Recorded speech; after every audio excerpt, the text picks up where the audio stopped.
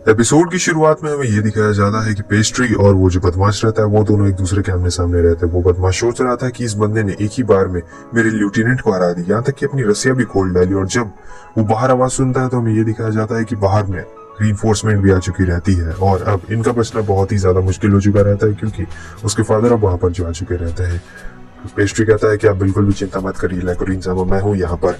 और वो उस बंदे से कह रहा होता है कि तुम अब यहाँ से बचकर कहीं भी नहीं जा सकते हो। तब तक वहां पर कैसरोल आ चुके रहते हैं।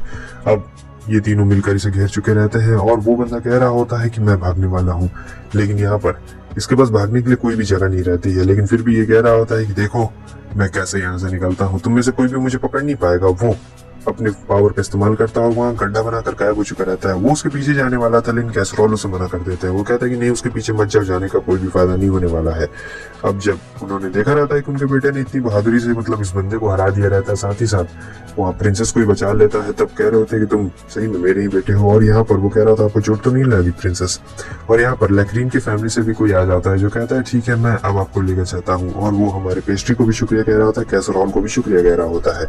इधर दूसरी तरफ हमें ये दिखाया जाता है जितने भी लोग मतलब चोर चक्के रहते हैं वो सभी अरेस्ट अब हो चुके रहते हैं और जो मेन रहता है इनका वो भी यहाँ पर अरेस्ट हो चुका रहता है। ये सब बहुत ही ज्यादा इंटरनल अफेयर्स का मामला रहता है, तो ज्यादा डिटेल में बताऊंगा तो आप लोग को समझ में नहीं आएगा। आप लोग को धीरे धीरे आगे पता चल जाएगा कि आखिर मेन बात क्या है।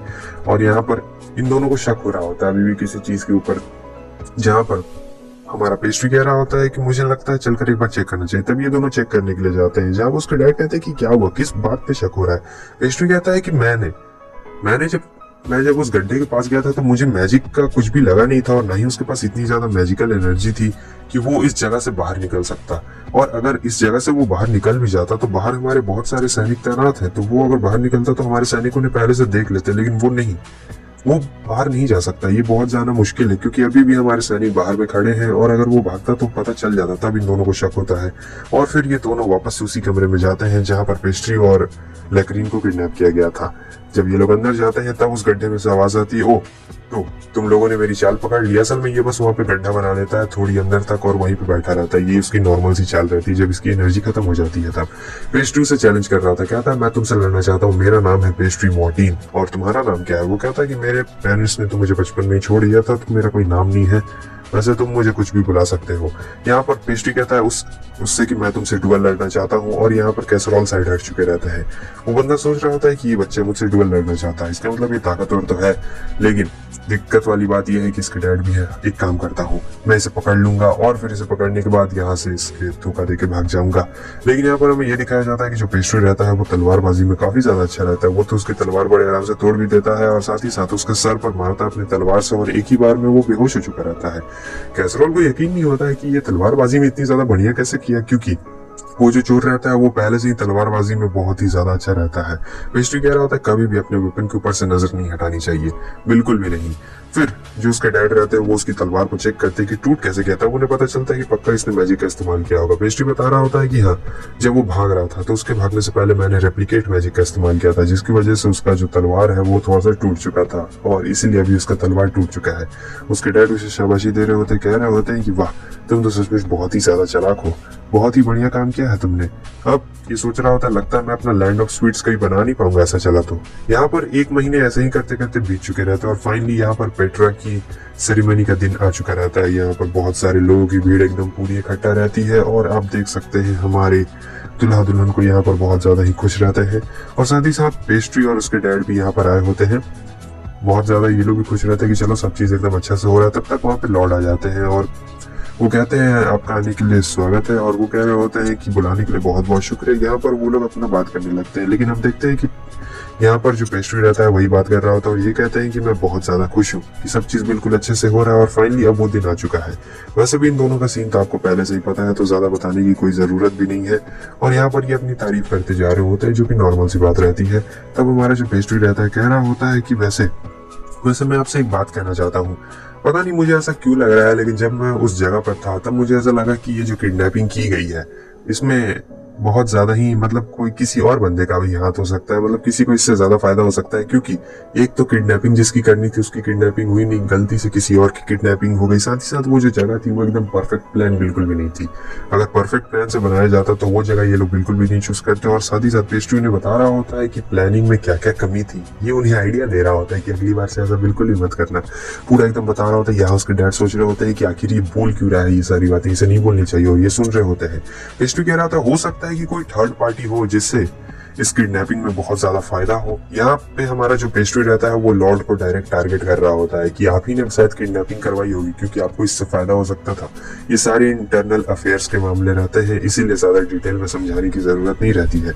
जहां पर ये कहता है अच्छा तो किसी को इसके किडनैपिंग से फायदा हो सकता है, ये कहता है कि हाँ वैसे तो मैं बस कह रहा हूँ, आपको पता ही है बच्चों की इमेजिनेशन होती है।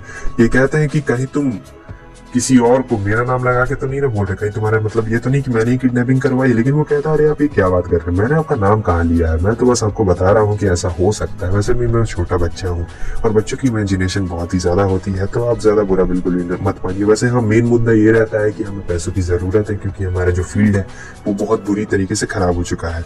ठंडा गर्मी बरसात की वजह से वो सब हो गया है। तो वो मान जाते हैं पैसे देने के लिए, कहते हैं ठीक है मैं तुम्हें पैसे दे दूंगा। और फिर कह रहे होते हैं कि बस इतना ही था ना, तुम कोई भी मौका नहीं छोड़ते हो ना मुझे नीचे दिखाने या फिर पैसे लेने के लिए, ठीक है। और फिर जाते जाते कह रहे होते हैं वैसे हाँ एक बात मैं तुमसे कहना चाहता हूँ, ये किडनैपिंग मैंने नहीं कराई थी एक तरीके से, लेकिन मेरा इसमें फायदा था। लेकिन मैं तुमसे ये भी कहना चाहता हूँ कि मैं अपने पोते का बुरा बिल्कुल भी नहीं चाहता हूँ, और ना ही उसकी बीवी का बुरा चाहता हूँ। मैं तो बस कुछ और ही चाह रहा था, मतलब अपना फायदा करवाना चाह रहा था इसमें। मैं नहीं चाहता था कि उनका कुछ नुकसान हो जाए, मेरा कोई बुरा इंटेंशन बिल्कुल भी नहीं था। अब आपको पता चल गया किडनैपिंग में मेन हाथ इसी का रहता है एक तरीके से।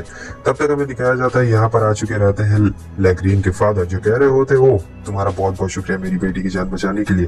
वैसे तुम्हारे स्किल्स बहुत ज्यादा अच्छे हैं, तुम ताकतवर भी हो। मैं बस इतना जानना चाहता हूँ क्या तुम्हारी नजरों में कोई है, क्या लड़की कोई तुम्हें लड़की पसंद है या फिर नहीं पसंद है। यहाँ पर पेस्ट्री कुछ बोल ही नहीं पा रहा होता है कि कौन सी लड़की उसे पसंद है कौन नहीं पसंद है, क्योंकि कोई पसंद ही में नहीं रहती है। तब ये कह रहे होते हैं चलो अच्छी बात है, अगर तुम्हें कोई पसंद नहीं है, वैसे तुम्हारे स्किल्स बहुत ज्यादा अच्छे हैं, तो मैं तुम्हें एक ऑफर देना चाहता हूँ। क्या क्या तुम शादी करोगे मेरी बेटी से?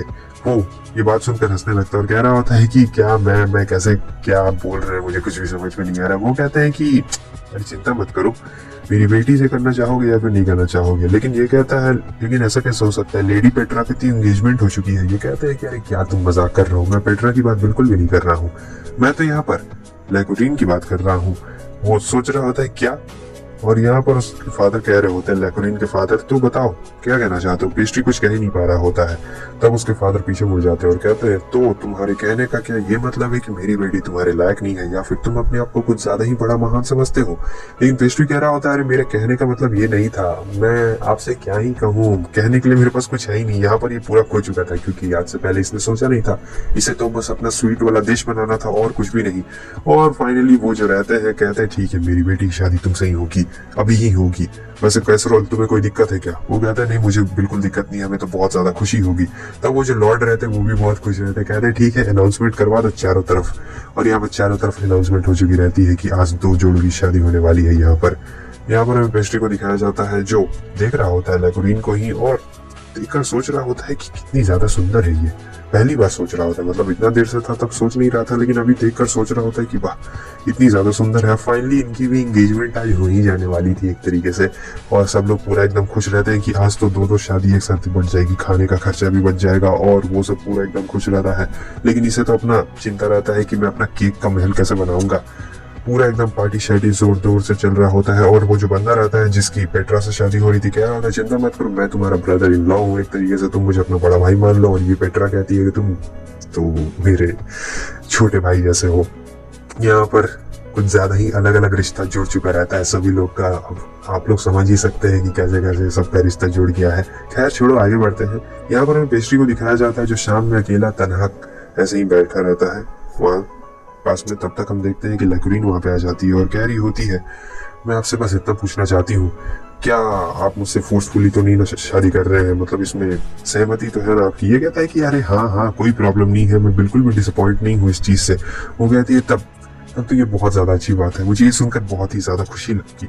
साथ ही साथ वो हमारे पेस्ट्री के लिए एक तोहफा भी लाई रहती है, और वो तोहफे में लाई रहती है कुकीज, क्योंकि पेस्ट्री ने पहले इसे कुकीज खिलाई रहती है, तो आज इसने अपने हाथों से बनाकर पेस्ट्री के लिए कुकीज लाई रहती है। सबसे पहले तो ये कुकीज को देख रहा होता है, देखता है कि टेक्सचर और कलर काफी ज्यादा बढ़िया है कुकीज का। उसके बाद सूंघता है, सूंघने में भी काफी ज्यादा अच्छा लग रहा होता है। फिर वो खाता है तो टेस्ट तो बढ़िया रहता है, बस थोड़ा सा सॉल्टी हो जाता है। फिर वो पूछ रही होती है लेक्रोइन की कैसा लगा टेस्ट, कहता है कि बहुत बढ़िया, एक नंबर टेस्ट है, मजा आ रहा है। और सोच रहा था सॉल्टी के साथ साथ स्वीट भी है, चलो बहुत ही ज्यादा बढ़िया है। यहाँ पर लेक्रोइन भी खुश हो जाती है। वैसे दोस्तों मैं तुम लोगों से बस इतना कहना चाहता हूँ कि देखो अब तो इसकी भी गर्लफ्रेंड बन गई है, तुम लोग का क्या होगा। खैर मेरा तो छोड़ दो, कोई उम्मीद नहीं है, तुम लोग अपना देख लो। साथ ही साथ चैनल पे नहीं हो तो सब्सक्राइब कर देना। और हाँ, जो नया एनिमे कर रहा हूँ उसे देखा कि नहीं, यहाँ पर अभी तुम लोग को वो नया एनिमे दिख रहा होगा, तो जाकर एक बार जरूर चेकआउट कर लेना। और फिर हाँ, मजे करो, बाय बाय।